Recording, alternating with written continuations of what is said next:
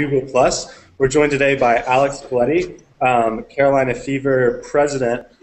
He's excited to be going up to UVA Thursday afternoon. So, what are you looking forward to, Alex? Well, first, not actually Carolina Fever president. We've just got chairs. I'm the game day affairs chair, but kind of a technical thing there. Definitely excited to go down Thursday. Anytime we have an away game and Fever gets a chance to bring a bus, it's always a great time for bonding with the members. Whenever you're on a bus together for 3.5 hours, there's a lot of camaraderie built. And I'm just excited to get down there and have a night game, which is something that the TV schedules have not allowed us to have this year in Chapel Hill. So. Awesome. And before we get started, I want to introduce our panel. We have Abby Bouchon, far left, David, Jess, who is our Google Plus celebrity panelist for the day, and Jonathan, who's joining us from class. So if he's not looking at the screen, it's because he is listening to his lecture. So Alex, how many people do you have going up on the bus?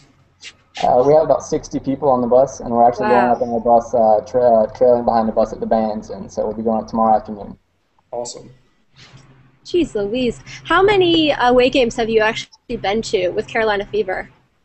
Well, I've only been to 2 official away games. We took a bus last year on a very similar trip on a Thursday night game to Virginia Tech, which was probably the coldest I've ever been in my life. I think it was like 10 degrees outside. But hopefully it'll be a little bit better than that this year. And then we also went to, it wasn't an official Fever event, but a lot of the Fever directors and Fever people got together and went to the Clemson game in Death Valley last year, and that was a lot of fun. So this will be my 3rd Fever away game, football game.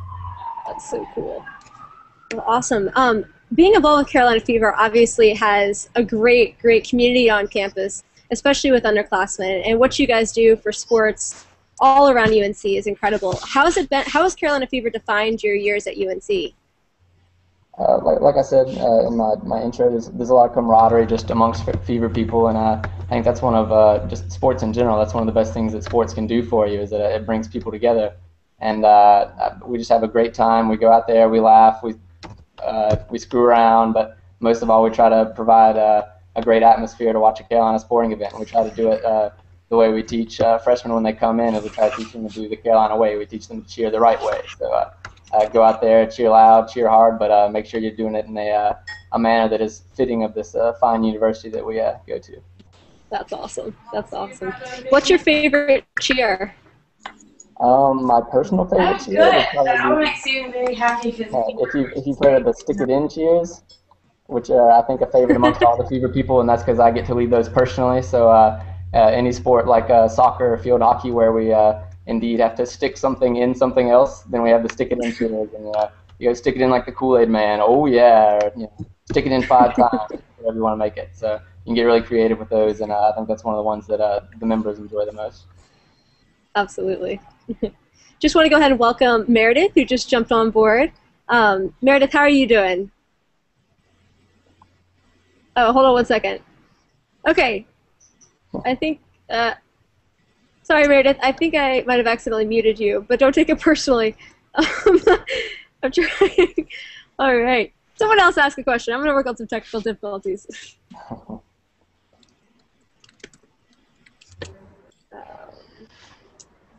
I got a question for you, Alex.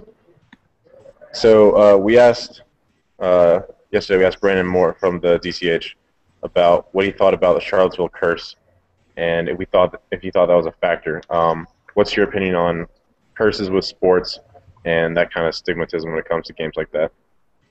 I feel like I've definitely heard of the Charlottesville curse. I grew up. My family's huge Tar Heel fans, so I know about that. But and it does seem that for several years there, we just had terrible luck at UVA. I remember one game in particular, I think we were up 21 or 28 at halftime, and then they returned the opening kick of the second half for a touchdown, and it was just all downhill for us from there. But we righted that a couple years ago, and I feel like now that curse has kind of been lifted, if you will. I am very superstitious when it comes to games. I know that I'm not the only Fever director. My buddy Joe's very much the same way. I've got a lot of different things. Maybe you gotta be wearing the right uniform to each game. You gotta be sitting at the right spot on the couch. That kind of thing's definitely something I play into. I don't like that I'm that way, but sometimes you go on a run of 10 or 12 points, and you might think it's because I turned the volume to 25 instead of 24. Usually those things are kind of dumb, but I definitely am one of those really superstitious people. Are there any specific game day essentials that you have? A certain pair of socks or? I used to, for all home and away football games, I wear my my favorite Dwight Jones Carolina Blue football jersey. Great. But sadly, I actually lost that recently, in recent weeks, because I tried to iron it on a very light setting, and it still managed to rip a hole through the back. So Ooh. sadly, my prized Dwight Jones jersey is gone. And I'm Was that? So it's your fault we lost to Georgia Tech. You can blame me, yes, yes. Were you wearing that for the NC State game? I actually work with the video crew for the football team this year. This is my first year doing that, so I'm actually on the field for all the games in just the staff attire. So I can't wear jerseys to the games, but definitely memorable times during the state game. So. Absolutely. Well, tell us a little bit about that. What was that experience like? Working with the video team, being able to be so close to the team after that coveted victory. It was definitely great. I mean, all year really, Coach Fedora's been putting a huge emphasis on the state game. In past years, I don't think Butch Davis really put that much of an emphasis on it. He kind of tried to make our rivals the less natural rivals of Miami and Virginia Tech, just because they were kind of the bigger football programs in the league. But now that we put more of an emphasis on state, I feel like the team performed a lot better. They were really energized for the game that Saturday, and they were just really pumped up. We put up some highlight videos that I think really got them extra excited for the game that day. Being down there on the field was really intense. As the camera guy, I have to run around to all four corners of the end zones, and so I had to hear some jabs from their fans when I was over on that side. But I'm also down there filming right in front of the target.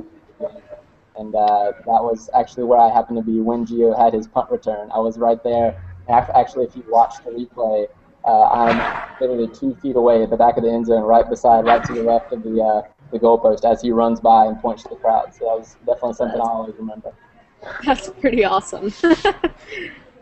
Well, speaking of Coach Fedora and Butch Davis, what do you think has been the biggest impact that Coach Fedora's had for this football team this year? I think just in general, Coach Fedora embodies energy a lot more than Butch Davis did. You can say what you want to about how Butch ran the program, but I think Fedora really brings a lot of excitement that Butch never really did. Fedora seems to be reaching out to the fan base a lot more than Butch tried to. Fedora is putting a lot of emphasis on the players going over before and after each game and singing the alma mater or jumping up in the crowd and getting excited with the students in the tar pit. And I think that's really something he's tried to emphasize more than Butch did that I really like, that he's actually trying to branch out to Carolina fans specifically. I feel like morale, I guess, even as like a student body type thing, has been a lot better. I mean, sure, we just lost this game, but everyone's still really excited for Thursday. I mean, I'm excited, and I think that's something special that UNC has with our football program. I mean, we have the ability to keep our students and keep our alumni engaged even when things don't go our way. So, and have you noticed, like with students, I guess in Fever especially, have they responded to what new things Fedora has done this season? I definitely think so. You can definitely sense there's a more excited audience at the games.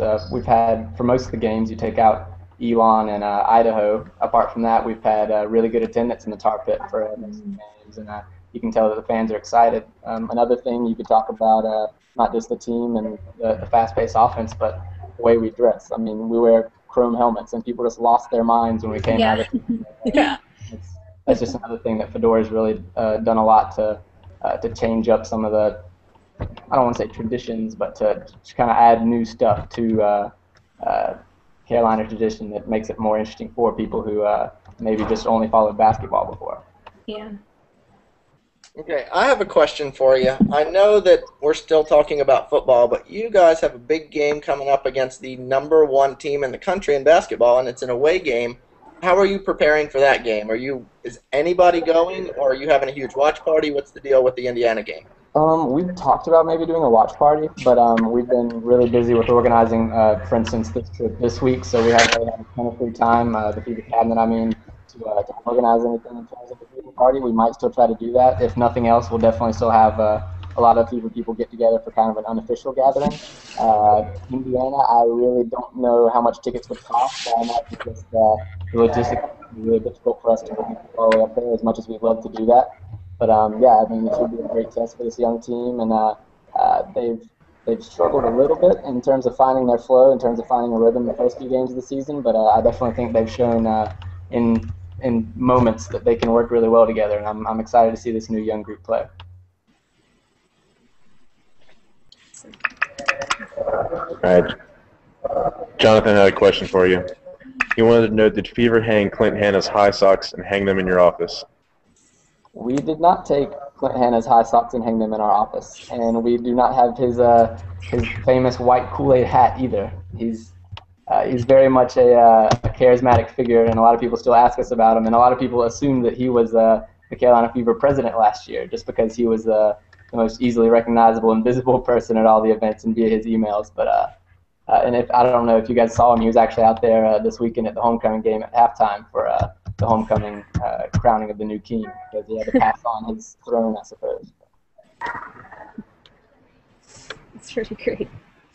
Well, I actually have a question for you about Google+. Have you actually ever used a Hangout before or used this feature? This is my first ever Google Hangout.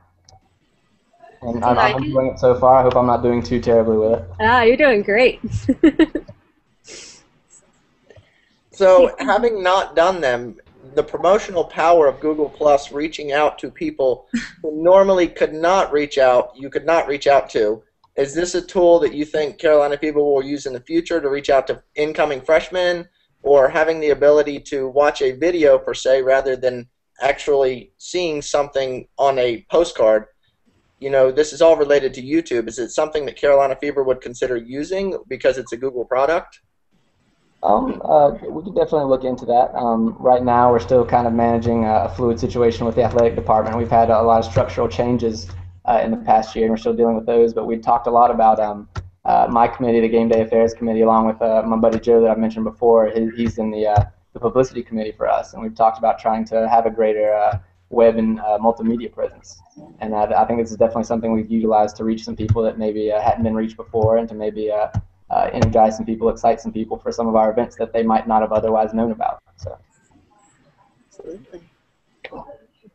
Well, I just want to say thank you so much for joining us today. I think everyone would say this is a success, including yourself, and we really appreciate this. We really hope that we'll be able to maybe do another Google Hangout with y'all on Thursday. We've had fans from all around the nation asking, how are you guys going to set this up for Thursday night? And man, can you just think of the potential if we could have a group of Carolina fans over in UVA, y'all just cheering your head off, and we're cheering with you at Back Bar and at the best away game ever. So fingers crossed that works out for sure. It should be fun. I look forward to it if we can get that organized. So. Yeah, absolutely.